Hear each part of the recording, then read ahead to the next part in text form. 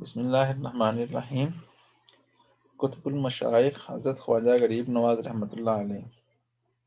کتب المشائخ سلطان السالکین امام الاولیاء حضرت خواجہ غریب نواز رحمۃ اللہ علیہ والد محترم کی طرف سے حسینی سید اور والدہ محترمہ کی طرف سے حسنی سید زادے تھے۔ والد محترم کا اسم شریف سید غیاث الدین رحمۃ اللہ علیہ تھا، جو قدسی صفت انسان تھے، صوم و صلوات کے پابند، تہجد گزار، حافظ قرآن تھے۔ والدہ محترمہ کا اسم شریف بی بی ماں نور تھا۔ آپ انتہائی صالحہ، متقی، پرہیزگار، صوم و صلوات کی پابند، حافظہ قرآن خاتون تھیں۔ آپ کی والدہ ماجدہ بیان فرماتی ہیں کہ جب معین الدین میرے شکم میں تھے تو میرا دل فرحت و انبساط سے معمور تھا۔ گھر میں ہر طرف خیر و برکت تھی۔ ولادت کے وقت عجیب سی روشنی تھی۔ میں نے دیکھا کہ ولادت کے بعد میرا بچہ سجدے میں پڑا ہوا ہے اور گھر بھر میں خوشبو ہی خوشبو تھی۔ آپ کی والدہ ماجدہ نے آپ کو زیور تعلیم سے آراستہ کیا۔ 9 سال کی عمر میں آپ نے قرآن شریف حفظ کیا، پھر ایک مدرسے میں داخل ہو کر تفسیر و حدیث اور فقہ کی تعلیم پائی اور علوم ظاہری کی تکمیل کے بعد آپ علوم باطنی کی تحصیل کی جانب متوجہ ہوئے۔ ابتدائی عمر میں ہی والد ماجد کا سایہ شفقت سے اٹھ گیا اور یتیمی کا یہ داغ اب بھی ہرا ہی تھا کہ کچھ عرصے بعد والدہ ماجدہ بھی آپ کو داغ مفارقت دے گئیں۔ صبر و رضا کے ساتھ آپ نے یہ ایام گزارنے شروع کیے اور والد کے ترکے سے ملے ہوئے ایک باغ اور 5 چکی کو اپنا ذریعہ معاش بنایا۔ ابتدائی تعلیم کا زمانہ والد بزرگوار کی زیر عاطفت گزرا۔ اس کے بعد سنجر کی مشہور درسگاہ میں داخل ہوئے اور وہیں سے تفسیر و حدیث اور فقہ کی تعلیم حاصل کی۔ جب خواجہ غریب نواز رحمۃ اللہ علیہ کی عمر صرف 15 سال تھی، آپ اپنے وطن سے رخصت ہوئے۔ قدم قدم پر بھوک، پیاس اور رہزنوں کا خوف دامن گیر ہوتا تھا۔ اس عمر میں حضرت خواجہ غریب نواز رحمۃ اللہ علیہ کا تن تنہا گھر سے تحصیل علم کے لیے نکلنا دل کی سچی طرف اور عظیم جذبے کا عکاس ہے۔ نتائج سے بے خوف و خطر، دشوار گزار راہوں اور لک دو صحراؤں کا عبور کرتے جانب منزل بڑھتے چلے گئے۔ اس زمانے میں بغداد، سمرقند، بخارا اسلامی علوم کے مرکز تصور کی جاتے تھے۔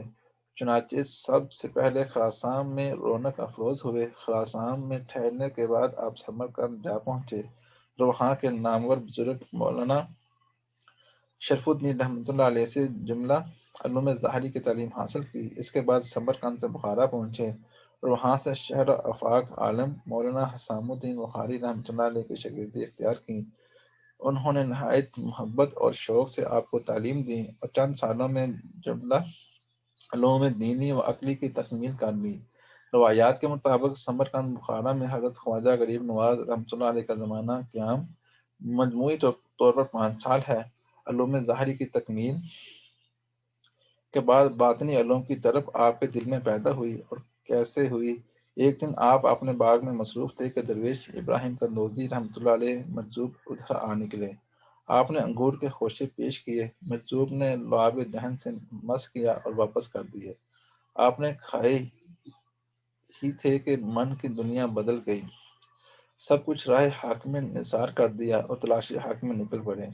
اسی دوران قرآن مجید حفظ کیا۔ حضرت خواجہ معین الدین چشتی رحمۃ اللہ علیہ جب سیر و سیاحت کے درمیان نیشا پور کے قصبے ہارون پہنچے تو وہاں عارف باللہ حضرت خواجہ عثمان ہارونی چشتی کے دست حق پر بیعت کی۔ وہیں 2.5 سال تک ریاضت و مجاہدے میں مصروف رہے اور اجازت و خلافت سے سرفراز ہوئے۔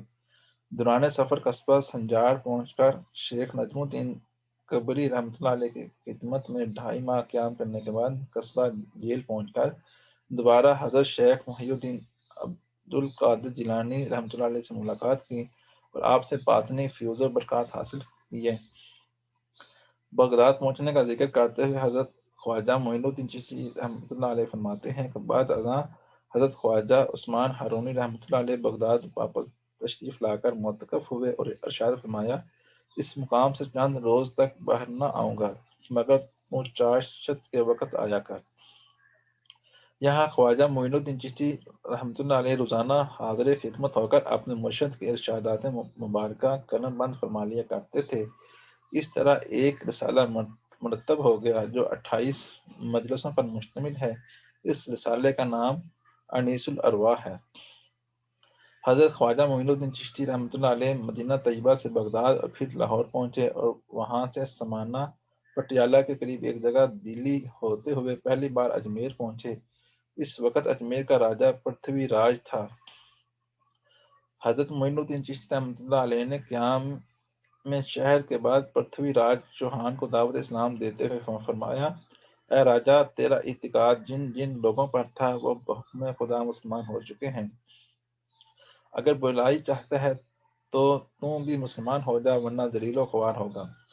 سنگ دل پرتھوی راج نے اس دعوت حق کو قبول نہ کیا تو حضرت خواجہ رحمۃ اللہ علیہ نے مراقبہ کیا۔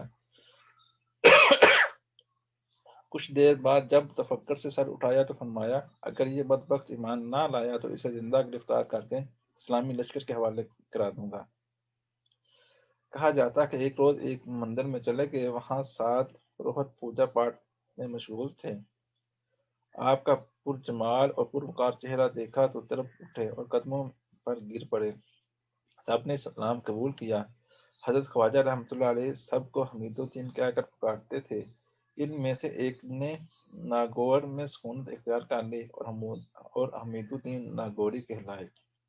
مخزن چشت حضرت خواجہ رحمۃ اللہ علیہ کی برصغیر میں گزاری ہوئی 40 سالہ زندگی کا ورق توحید کے درس اور شریعت کی پاسداری کا آئینہ ہے۔ حقیقت یہ ہے کہ تقویم و عقائد و ایمان، تہذیب اعمال اور تکریم انسانیت کا مشن اس قدر کامیابی سے جاری رہا کہ تاریخ ہند کی نظریں آپ کی ذات پر مرکوز ہو کر رہ گئیں۔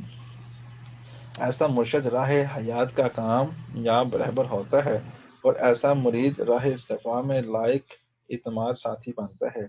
اس لیے حضرت عثمان ہارونی رحمۃ اللہ علیہ فرمایا کرتے تھے، معین الدین محبوب خدائے است مرا فخر است بر مریدی او، تاریخ ادبیات مسلمانان پاک و ہند۔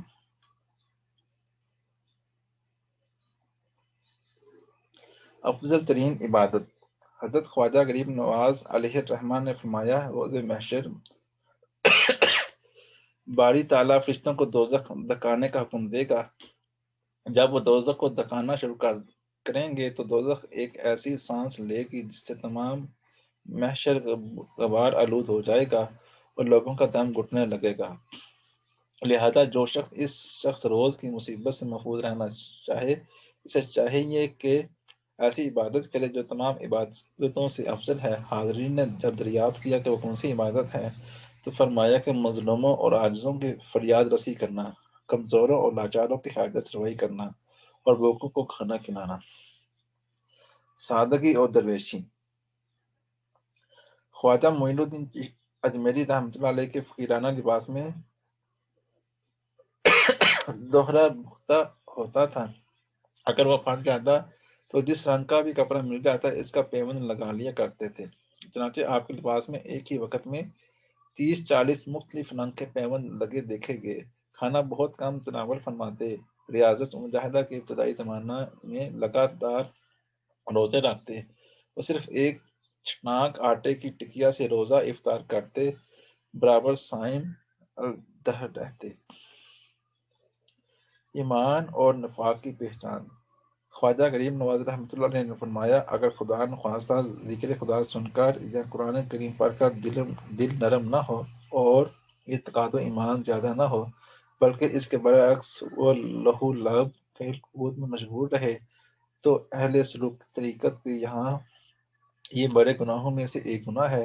جو اس کے مطابق ہے وہ مومن ہے اور جو اس سے ہٹے ہوئے ہیں وہ منافق ہیں۔ اللہ حافظ۔